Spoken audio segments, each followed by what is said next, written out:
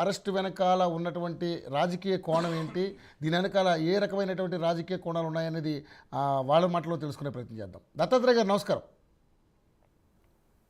నమస్తే అండి.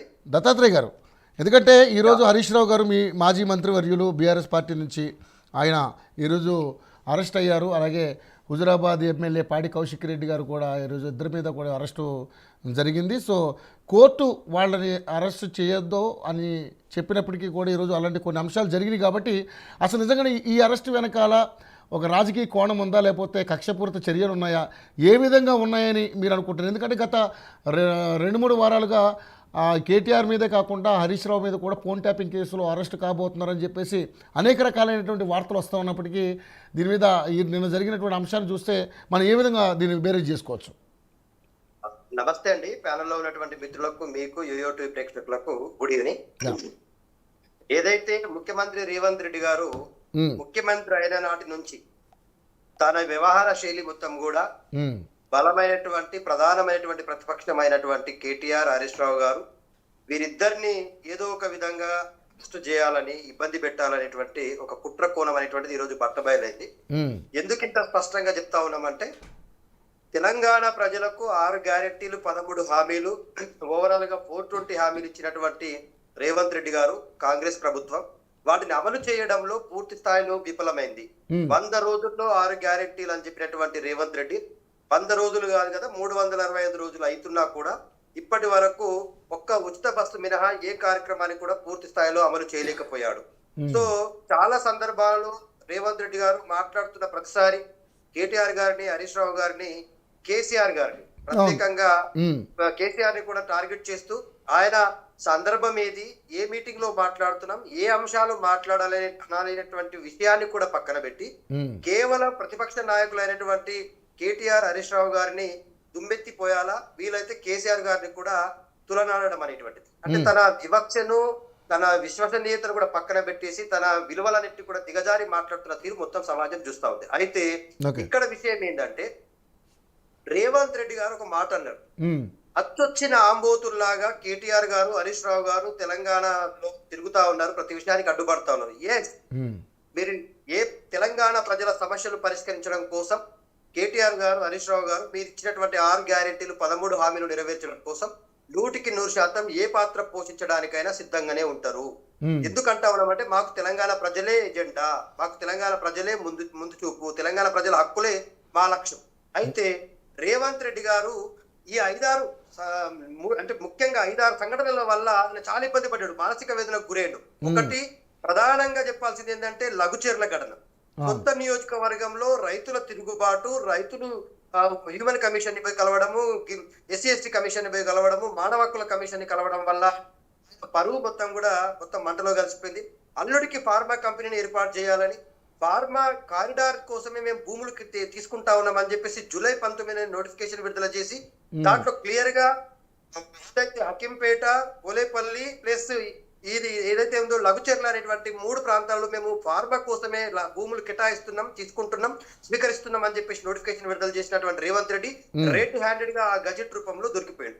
ఆ ప్రజలు, సొంత గ్రామంలో ఉన్నటువంటి ప్రజలు, సొంత నియోజకవర్గ ప్రజలు ఈయనకు గతంలో అంటే ఒక సంవత్సరం క్రితం ఓట్లేసి గెలిపించిన వాళ్ళు తిరుగుబాటు చేసారు. ఆ తిరుగుబాటు వెనకాల బీఆర్ఎస్ పార్టీ ఉందని చెప్పేసి కుట్రలు బన్నిండు, అక్కడ విఫలమైండు. చాలా మంది బీఆర్ఎస్ నాయకుల పైన అక్రమ కేసులు పెట్టించే ప్రయత్నం చేసిండు. అక్కడ పార్టీలు లేవండి, ప్రజలున్నారు, సమస్య ఉంది. భూమికి ఆత్మగౌరవ పోరాటం భూమికి రేవంత్ రెడ్డికి మధ్య పోరాటం జరిగింది. అక్కడ ప్రజలు గెలిచిండు, రేవంత్ రెడ్డి ఓడిపోయిండు. అక్కడ ఎక్కడైతే తన మాటను వెనక్కి తీసుకుంటున్నట్టుగా భూముల కేటాయింపును ఆపేస్తా ఉన్నాము, ఫార్మా కంపెనీ ఇక్కడ ఏర్పాటు చేయట్లేదు, ఇది ఇండస్ట్రియల్ కారిడార్ గా మారుతుంది అనేటువంటిది వెనక్కి తిరగడం ఒకటి. రెండోది, ఏదైతే అదానీ గారికి ఇచ్చినటువంటి 100 కోట్ల రూపాయలు, అసలు యాక్చువల్ గా అగ్రరాజ్యమైనటువంటి అమెరికా అదానీ గారిని ఆర్థిక నేరగాడు అని ప్రకటించిన తర్వాత, ఆయన మీద కేసులన్నీ పెట్టిన తర్వాత, వామ్మో ఇది ఎక్కడ నా మేడకు చుట్టుకుంటుందో, నాకు 100 కోట్లు ఇచ్చింటూ ఈ 100 కోట్లు ఇప్పటి వరకు ఏ బ్యాంక్ లో వేయలేదు. ఆ టెక్ మహేంద్ర అదైతే స్కిల్ యూనివర్సిటీకి సంబంధించినటువంటి వైస్ ఛాన్సలర్ గా, చైర్మన్ గా నియమించినటువంటి మహేంద్ర గారికి ఇవ్వలేదు. ఎవరికి ఇవ్వకుండా అట్లాగే నాంచి పెట్టినటువంటి ఆ 100 కోట్లని వెనక్కి తీసుకోవడం వెనకాల కూడా విఫలమైండు. రెండోది, మూడో విషయం ఏంటంటే ఇథనాల్ కంపెనీ, నిర్మల్ జిల్లాలో ఉన్నటువంటి మా దివాలాపూర్ మండలంలో ఏర్పాటు చేసినటువంటి ఇథనాల్ కంపెనీ విషయంలో కూడా ప్రజా తిరుగుబాటుకు గురేను. ఇట్లా చెప్పుకుంటూ పోతే రేవంత్ రెడ్డి గారు బీసీల కోసం ఆ రోజు బీసీ కమిషనే చేస్తుందని చెప్పిండు. ఏదైతే 100 రోజుల్లో బీసీలకు 42% రిజర్వేషన్లు ఇస్తే స్థానిక సంస్థలు 23% రిజర్వేషన్, ఇవన్నిటి వెనకాల బీసీల కోసం కూడా బీఆర్ఎస్ పార్టీ ముందుండి కొట్లాడింది. బీసీ సంఘాలు, బీఆర్ఎస్ పార్టీ, హరీష్ రావు, కేటీఆర్, ఇట్లా ప్రతి ఒక్కరు ఈయన యొక్క ఫెయిల్యూర్, అవగాహన లోపం వల్ల తీసుకున్న ప్రతి నిర్ణయాన్ని ప్రశ్నిస్తున్న ప్రతిసారి కొరకరాని కొయ్యలుగా మారిండ్రు. కాబట్టి వీళ్లకు జైలుకు పంపాలని చెప్పేసి దురుద్దేశంతోనే ఇవాళ హరీష్ రావు గారి మీద కేసులు పెట్టించిండు.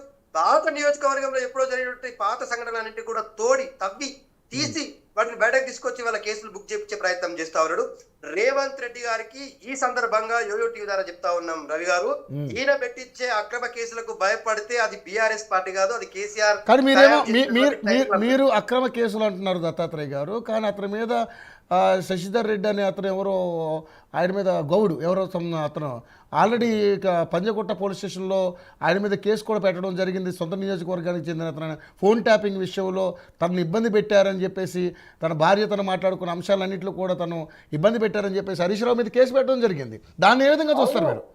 ఇప్పుడు ఇన్ని రోజులుగా చక్రధర్ అనుకుంటా, సారీ చక్రధర్, ఏదైతే అక్కడ సొంత నియోజకవర్గంలో ఉన్నటువంటి గౌడ్ ఇన్ఛార్జిగా ఉండి సొంత నియోజకవర్గంలో ఎమ్మెల్యే కావాలని హరీష్ రావు గారి మీద పోటీ చేయాలని ఏదైతే ఆయన ప్రయత్నాలు ఆయన చేసుకుంటూ సర్వీస్ చేసుకుంటూ సేవ చేసుకుంటున్నటువంటి వ్యక్తి ఇన్ని రోజులుగా ఈ రోజు హరీష్ రావు గారి మీద కేసు పెట్టాలనే ఆలోచన రాలేదు. మరి కాంగ్రెస్ పార్టీ అధికారంలోకి రాగానే హరీష్ రావు గారు ప్రశ్నిస్తున్నటువంటి ప్రశ్నలకు ప్రజలు కూడా తన గొంతులో గొంతు తనతో చెయ్యిలో చెయ్యి కలిపి రేవంత్ రెడ్డి గారి మీద తిరుగుబాటు చేస్తా ఉన్నారు. కాబట్టి ఏ ప్రాంతంలో అయినా కూడా ఇవాళ వీళ్ళు రైతు పండగలు చేస్తా ఉన్నారు. ఎందుకు రైతు పండగలు చేస్తున్నారండి? రైతులని రుణమాఫీ పేరు మీద దగా చేసినందుక, రైతు బంధు ఎగ్గొట్టినందుక, చనిపోయినటువంటి రైతులకు రైతు బీమా 5 లక్షల రూపాయలు ఇస్తలేనందుక, ఏ ఉద్ధరించారని చెప్పేసి రైతుల పండగలు అని చెప్పేసి గంభీరానికి పోతా ఉన్నారు, ఒట్టెత్తి పోకడలు పోతా ఉన్నారు. రైతులు ఎక్కడికక్కడ ముక్కుమ్మడిగా దాడి చేస్తారు, ఎక్కడ నా పరిస్థితి ఘోరం అవుతుందని చెప్పేసి రేవంత్ రెడ్డి 24 గంటలు భయపడతా ఉన్నారు. హరీష్ రావు గారు ప్రతి జిల్లాలో తిరిగి రైతు సమావేశాలు ఏర్పాటు చేసిండు, కేటీఆర్ గారు ఏర్పాటు చేసిండ్రు. రైతులు బీఆర్ఎస్ పార్టీ వెంటే ఉంటారు. ఈ తెలంగాణ రాష్ట్రం ఉన్నంత వరకు బీఆర్ఎస్ పార్టీ వెంటే ఉంటారు. సరే, ఓకే, రైట్. దత్తాత్రేయ గారు, సరే, బీఆర్ఎస్ పార్టీ ఎంతో కొంత చేసింది, మరి పూర్తిగా చేయలేదు మనం కూడా అనకూడదు. ఎందుకంటే మనం గత 10 సంవత్సరాలు వాళ్ళు ఏం చేశారని మనం కూడా చూసాం. కానీ ఇక్కడ ఫోన్ ట్యాపింగ్ విషయం మీ మెడకు చుట్టుకునే పరిస్థితి వస్తూ ఉంది. హరీష్ రావు గారితో స్టార్ట్ చేశారు అంతకుముందు, కానీ ఫోన్ ట్యాపింగ్ విషయం వచ్చేసరికి ఎందుకు మీరు అందరూ భయపడుతున్నటువంటి పరిస్థితి వస్తుంది? ఎవరము భయపడతలేం రవి గారు. ప్రభుత్వం ఇప్పుడు అధికారంలో ఉంది కదా. ఇప్పుడు ఈ రాష్ట్రంలో ఒక ఆర్థిక నేరగాడి ఆడవాళ్ళు ఉన్నటువంటి వ్యక్తి ముఖ్యమంత్రిగా కొనసాగుతున్నాడు కదా. రేవంత్ రెడ్డి గారు ఏంటి అనేటువంటిది 50 లక్షల రూపాయలతో దొరికిపోయిన వ్యక్తి ఇవాళ రాష్ట్రానికి ముఖ్యమంత్రి అయింది కదా. ఎమ్మెల్యేల కొనుగోలు కేసులో రెడ్ హ్యాండెడ్ గా దొరికిపోయిన వ్యక్తి ముఖ్యమంత్రి అయింది కదా. మేము ఆయనకు సవాల్ విసురుతా ఉన్నాము. మీరు ఏ పరమైనటువంటి చర్యలైనా కేంద్రంలో ఉన్న బీజేపీ మీ పెద్దన్న నరేంద్ర మోడీ గారి సహాయం తీసుకుంటావా? కిందన్న మీ రాహుల్ గాంధీ గారి సహాయం తీసుకొని నువ్వు సొంత ఈ రాష్ట్రంలో సిట్టు చేస్తావా? లేకపోతే సిబిఐకి అప్పచెప్తావా? ఏసీబీకి అప్పచెప్తావా? దేనికైనా అప్పచెప్పుకో. ఏం చేసిన తప్పు ఇప్పుడు జరుగుతుంది. తినబోయే ముందు రుచులు ఎందుకండి రవి గారు? 9వ తారీఖు నాడు ప్రారంభమయ్యే అసెంబ్లీలో రేవంత్ రెడ్డి గారికి బ్యాండ్ బజాయిస్తారు. చూడండి, ఎందుకు బ్యాండ్ బజాయిస్తారని చెప్తా ఉన్నామంటే, ఈయన ఏదైతే రైతులకు ఇచ్చినటువంటి హామీలు నెరవేర్చడంలో విఫలమైండు. 18 కోట్ల రూపాయలు ఇచ్చి తర్వాత కేవలం ఎంతో తూతు మంత్రంగా 3 లక్షల మంది రైతులకు నేను ఇస్తున్నా అని చెప్పేసి అన్ని కారణాల పేరు మీద రైతులను 2 ముక్కలు చేసి రైతుల రుణమాఫీ ఎగ్గొట్టిండు. రైతు బంధు లేదు, రైతు బీమా లేదు. ఇదే కాదు, మహిళలకు ఇచ్చినటువంటి అత్యంత పెద్దది 6 గ్యారెంటీలో, మహిళలకే సెంట్రిక్ గా ఉన్నటువంటి 6 గ్యారెంటీలో ఒక్క ఉచిత బస్సు మినహా ఇప్పటి వరకు ఒక్క స్కీమ్ కూడా ఇంప్లిమెంట్ అయితలేదు. సో ఇవన్నిటి మీద మేము ప్రశ్నించడానికి సిద్ధంగా ఉన్నాం. ఆయన సొంత బావమర్ది సూదిని సృజన్ రెడ్డి గారికి 2 కోట్ల రూపాయల విలువ చేసే కంపెనీకి 1000 కోట్ల అమృత్ నిధులను ఎట్లా ట్రాన్స్ఫర్ చేసిండు, వీటి మీద మాట్లాడతాం. ఏదైతే కేబినెట్ మినిస్టర్ అయినటువంటి పొంగేడి శ్రీనివాస్ రెడ్డి గారి కన్స్ట్రక్షన్ కంపెనీకి, రాఘవ కంపెనీకి ఏ విధంగా డబ్బులని 1000 కోట్ల రూపాయలని విడుదల చేస్తా ఉన్నాడు. మొన్న ఏదైతే శంకిశాల కూలిపోయినప్పుడు ఇదే మెగా కృష్ణారెడ్డి గారి కంపెనీ మీద 80 కోట్లకు మేము దావా వేస్తాం, అది చేస్తాం, ఇది చేస్తాం అన్నటువంటి రేవంత్ రెడ్డి గారు తిరిగి మళ్ళా ఆయనకే కాంట్రాక్ట్లను అప్పచెప్తా ఉన్నాడు. సొంత నియోజకవర్గంలో కట్టబోతా ఉన్నటువంటి ఆ కృష్ణా ఎత్తిపోతల పథకానికి మేము రాఘవ మెగా కన్స్ట్రక్షన్ కే ఇస్తామని చెప్పేసి వాళ్ళకి ఇచ్చిండు. దొంగలు ఊళ్ళు పంచుకున్నట్టుగా నువ్వు చేస్తున్నవన్నీ కూడా మేము బయట పెడతా ఉంటే, నువ్వు తప్పు మాట్లాడే గతంలో నువ్వు తప్పుడు మాట్లాడిన విషయాలను మేము ఎత్తి చూపుతా ఉంటే, నువ్వు ప్రజలకు ఇచ్చినటువంటి హామీలు నెరవేర్చకుండా తాను దాక్కొని తిరుగుతా ఉంటే, ప్రజలకు నువ్వు సంబరాల పేరు మీద, పండగల పేరు మీద ఏ ఉద్ధరించిన పండగలు చేస్తున్నావు నువ్వు? సో వాళ్ళు కూడా అదే క్వశ్చన్ అడుగుతున్నారు సార్ మిమ్మల్ని. దత్తాత్రేయ గారు, ఏం సాధించారు 10 ఏళ్లలో? తెలంగాణకి ఏం చేశారు? తెలంగాణ ప్రజల బతుకులు ఏం మార్చారు? ఏం చేశారని చెప్పి దీక్షా దివాసులు జరుపుకుంటున్నారని చెప్పేసి వాళ్ళు కూడా మేము ప్రశ్నిస్తామన్నారు. Yes, ఇప్పుడు చాలా మంచి ప్రశ్న అడిగారు రవి గారు మీరు. తెలంగాణ రాష్ట్రం కోసం దీక్షా దివాస్ అనేటువంటిది కేవలం బీఆర్ఎస్ పార్టీకి మాత్రమే సంబంధించింది కాదు. దీక్షా దివాస్ అనేటువంటిది తెలంగాణ చరిత్రను తిరగరాసింది. తెలంగాణ ఆత్మ గౌరవాన్ని ఢిల్లీ పుర వీధుల్లో ఎగిరేసింది. ఢిల్లీలో ఉన్నటువంటి ఈ నియంత సోనియా గాంధీ లాంటి వ్యక్తులని జై తెలంగాణ అనిపించి తెలంగాణ ప్రకటనకు కారణమైంది. తెలంగాణలో ఉన్నటువంటి సబ్బండ వర్గాలను, సకల జిల్లాలను, 11 విశ్వవిద్యాలయాలను అగ్నికుండంగా మార్చింది. ఈ తెలంగాణ రాష్ట్ర సహకార స్వప్నానికి నాంది పలికినటువంటి దీక్షా దివాస్ విషయంలో మాట్లాడితే చరిత్రహీనులుగా మిగిలిపోతారు ఎవరైనా కానీ. చరిత్రలో కొన్ని ఉంటాయి రవి గారు, మనకు చిరస్మరణీయంగా గుర్తుండే విషయాలు. తెలంగాణ రాష్ట్ర పోరాటం అంతా కూడా మాది గాయాలు, మోసాలు, దగాలు, కుట్రలతోనే జరిగింది కదా. చాలా మంది వ్యక్తులు తెలంగాణ ఉద్యమ నినాదాన్ని వాడుతున్నారు. ఒక చెన్నారెడ్డి, ఒక జానారెడ్డి, ఒక చిన్నారెడ్డి లాంటి వాళ్ళు కేవలం తెలంగాణ జై తెలంగాణ అనాలా, మేము ప్రత్యేక రాష్ట్రం కోసం కొట్లాడతామనాలా, వాళ్ళకి పదవులు రాగానే దాన్ని మధ్యలో వదిలేసి పారిపోవాలా. కేసీఆర్ అట్లా చేయలేదు కదా.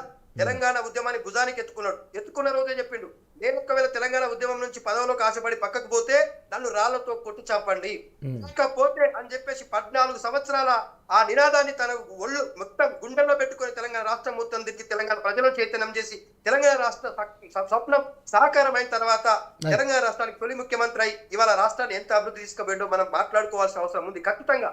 ఎందుకంటే జిల్లాల డెవలప్మెంట్ విషయంలో, మెడికల్ కాలేజీల విషయంలో, సూపర్ స్పెషాలిటీ హాస్పిటల్ విషయంలో, తెలంగాణ రాష్ట్రంలో జరిగినటువంటి ఇంటిగ్రేటెడ్ కలెక్టరేట్ విషయంలో, గ్రామ పంచాయతీలో జరిగినటువంటి ప్రకృతి వనాలు, గ్రామ పంచాయతీలో రోడ్లు, రవాణా, పారిశుద్ధ్యం, అంగన్వాడీలో పరిపుష్టం, ఇవ ఆశా వర్కర్ల జీతాలు పెంచుడు, ఓంగర్ల జీతాలు పెంచుడు, పోలీసుల జీతాలు పెంచుడు, కమాండ్ కంట్రోల్ రూమ్ ఏర్పాటు చేసుడు, హైదరాబాద్ ని పునర్నిర్మాణం మేం చేసుకున్నాం కదా. నాకు కదా చిత్తశుద్ధిని. హైదరాబాద్ మీద, తెలంగాణ మీద వీళ్ళు మాట్లాడితే అవి నాలుకలు కావవి. ఇంకోసారి ఇంకా వేరే విధంగా మాట్లాడితే వేరే విధంగా సిద్ధంగా ఉన్నాం. తెలంగాణ రాష్ట్రం కోసం కట్టుబడి పనిచేస్తున్నాం రవి గారు. రైట్ సామ్యూల్ గారు. సో జరిగిన తతంగం నిన్నంతా చూశారు. సో ఫోన్ ట్యాపింగ్ చేస్తున్నారన్న ఆరోపణలతోటి మాకు ఆ భయంతో